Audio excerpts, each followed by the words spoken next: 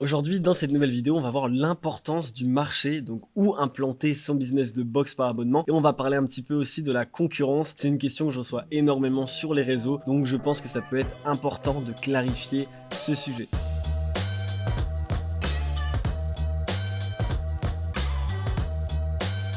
Bienvenue à tous les amis sur la chaîne de Dr Tech. Ici, on partage énormément de conseils sur le e-commerce en général.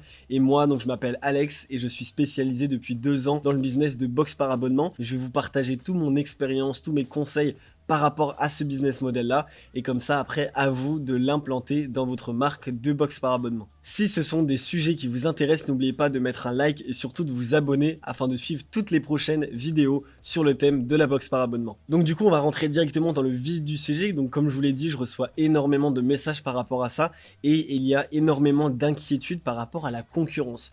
Donc tous les messages que je reçois en général sur le marché, sur la concurrence, c'est donc oui Alex, j'ai vu tes vidéos, etc., tes conseils, mais par contre, moi, mon idée de box est déjà prise et comment je vais faire pour l'implanter, étant donné qu'il y a déjà d'autres concurrents, comment je vais faire pour me différencier, etc. Donc déjà, la réponse est dans la question, il va vous falloir une idée de différenciation. Ça va être très important. Moi, par exemple, j'étais dans la niche de la beauté et du bien-être, donc à savoir la plus grosse niche possible dans le business model de la box par abonnement. Il y a énormément de concurrents. Nous, on se bataillait avec peut-être entre 30 et 50 concurrents. Donc, comment vous dire que si j'avais écouté d'autres personnes qui me disaient non, laisse tomber, il y a déjà des concurrents, eh ben, croyez-moi que je me serais jamais lancé. Donc, il faut pas écouter les personnes qui vous disent que le marché est saturé. Pour moi, il n'y a aucun marché saturé. Si vous faites quelque chose de différent, il n'y a aucun marché de saturé. Moi, j'aime bien prendre l'exemple des restaurants. Donc, si vous avez une idée plutôt novatrice, une différenciation, même si vous ouvrez un kebab par exemple ou quelque chose de très connu, un fast-food, eh ben ça va fonctionner. Alors qu'il y a des personnes qui disent oui, mais ça sera le énième kebab ou ça sera le énième restaurant fast-food, etc. Mais non, si vous avez une différenciation et surtout que vous ajoutez de la qualité, de la valeur ajoutée à votre concept, eh ben ça va forcément fonctionner. Donc pour ce faire, moi je vous conseille d'aller encore une fois s'inspirer de vos concurrents. Donc par exemple, si je suis dans la niche de la beauté, je vais m'inspirer de gros concurrents, donc des plus gros comme Blissim, My Little Box, etc. Et comme ça, je vais regarder exactement leur concept et je vais l'adapter à ma sauce. Donc, je vais l'adapter à mes goûts et je vais surtout l'adapter pour le changer et pour avoir ce moyen de différenciation. Donc, si par exemple, ils mettent 3 à 5 produits de petite taille et c'est tout. Donc moi je vais faire exactement la même chose. Par exemple je vais faire 3 à 5 produits mais de grande taille. Donc histoire d'avoir une valeur ajoutée plus importante. Et pourquoi pas eux si ils font donc 3 à 5 produits de petite taille et qui s'en fichent un petit peu de l'environnement ou si c'est bio etc. ou made in France, ben moi je vais faire tout l'inverse. Donc je vais faire bio, made in France et respectueuse de l'environnement.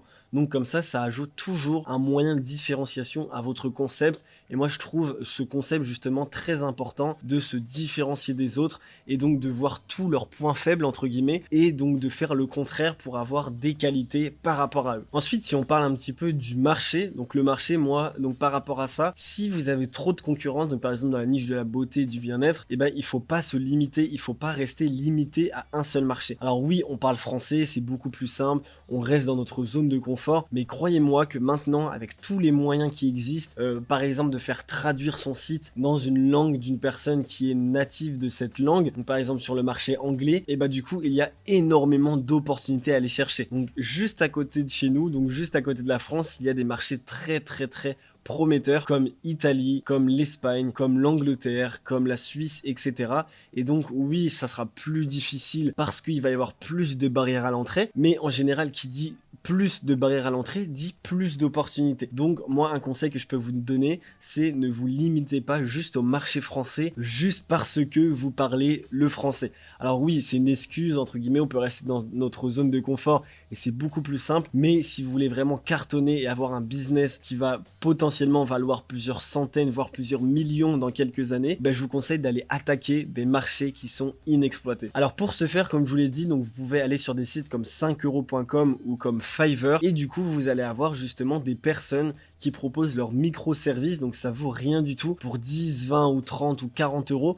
vous allez pouvoir traduire entièrement votre site Dr Tech. Donc ça va être super simple. Donc par exemple, vous faites votre site sur Dr Tech en français et ensuite vous envoyez tout le contenu à une personne sur 5euros.com ou sur Fiverr, et pour quelques dizaines d'euros, et ben en fait il va pouvoir vous traduire l'ensemble de votre contenu.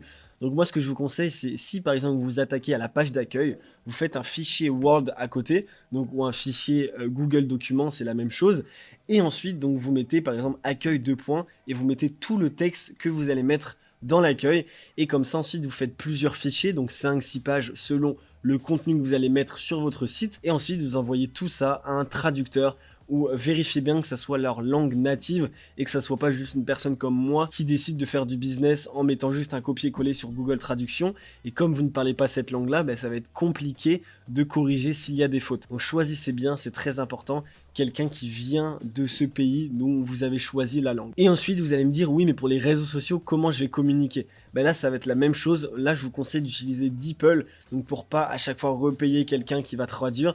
DeepL, je trouve ça vraiment bien, ça fait vraiment pas de faute et ça fait vraiment l'affaire, surtout quand on communique. Donc sur Instagram, vous faites vos modèles sur Canva par exemple, donc vous faites vos modèles comme d'habitude, et au lieu de le mettre en français, vous le mettez en espagnol ou en italien, et comme ça vous allez pouvoir toucher des personnes qui viennent de ces pays-là. Et après, pareil pour le marketing, ça on va le voir dans une autre vidéo, mais quand vous allez contacter des influenceurs ou de la pub Facebook, vous avez juste à traduire dans la langue que vous voulez, et comme ça vous vous écartez de toutes les concurrences qu'il peut y avoir dans le marché qui est quand même très chargé du marché français tout simplement. Donc voilà les amis, j'espère vraiment que cette vidéo vous aura plu, surtout vous aura inspiré et vous aura aidé à vous lancer dans votre marque de box par abonnement. C'était une vidéo un petit peu plus courte que d'habitude, mais c'était une vidéo très pratique où je vais vous donner que des conseils pour passer à l'action, parce que pour moi c'est bien la théorie mais il faut vraiment passer à l'action, ça va être le plus important.